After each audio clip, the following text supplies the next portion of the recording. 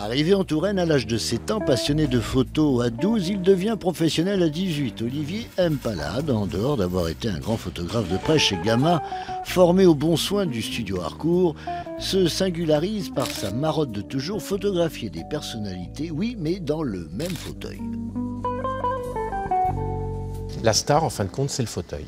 Et ce qui est assez intéressant, parce que des personnages comme même Belmondo ou Hossein, des gens assez importants qui sont quand même très reconnus en France, quand ils me posent la question qui a été photographié sur le fauteuil, que je parle de Denzel Washington, Meryl Streep ou Woody Allen, ils sont impressionnés d'un seul coup.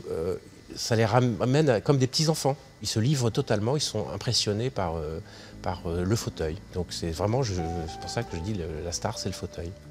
Tout événement rend hommage à ses portraits réalisés en France, mais ce boulimique de photographie a longtemps travaillé à Genève, Washington et New York. Il rentrera en France après les événements du 11 septembre. Depuis 25 ans, il promène son fauteuil dans le monde et ce n'est pas toujours de tout repos. Il m'est arrivé de le porter sur ma tête pour monter des étages à pied parce qu'il n'y a pas d'ascenseur. Bon, c'est quand même un gros fauteuil. Moi, j'ai une toute petite voiture, donc c'était toujours très compliqué pour le transporter. Le fauteuil, il a 25 ans maintenant.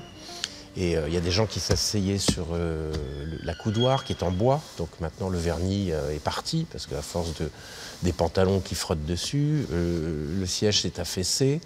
Mais d'un autre côté, je trouve ça sympathique parce que il a une histoire lui aussi. Et beaucoup d'artistes ont signé en dessous, sous la toile du fauteuil, une toile blanche. Et j'ai beaucoup d'artistes, Belmondo et autres, qui ont paraffé le fauteuil. Donc c'est une pièce de musée maintenant. Le fauteuil de ce faux calme rassurant a fait de lui l'ami, voire le confident de ceux qui, le temps d'un moment, se posent en toute liberté.